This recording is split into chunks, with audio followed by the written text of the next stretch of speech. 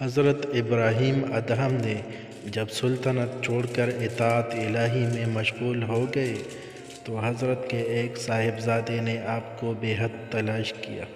آخر ایک دفعہ دیکھا کہ حضرت دریا کے کنارے بیٹھے ہوئے اپنا حرکہ سی رہے تھے۔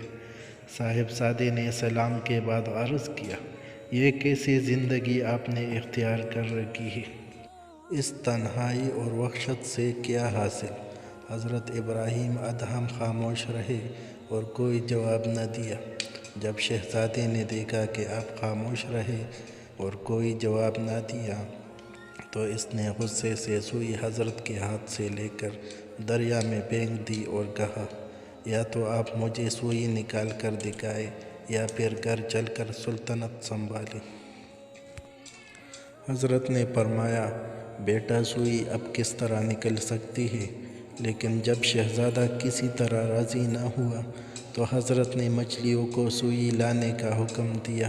شہزادے نے دیکھا کہ مچھلیاں ہزاروں سوئیاں منہ میں لیے حاضر ہو گئی تو حضرت نے فرمایا، میں تو وہی سوئی چاہتا ہوں جو میں نے پھینکی ہے۔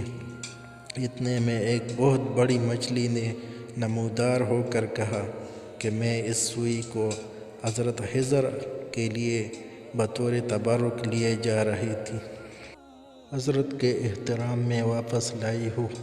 شہزادہ اس واقعے سے بہت متاثر ہوا اور عرض کیا کہ میں نے اللہ جل جلالہ اور اس کے رسول صلی اللہ علیہ وآلہ وسلم کی محبت میں حائل ہونے کی کوشش کی تھی، مجھے معاف کیجیے اور اپنے قدموں میں رہنے کی اجازت دیجیے۔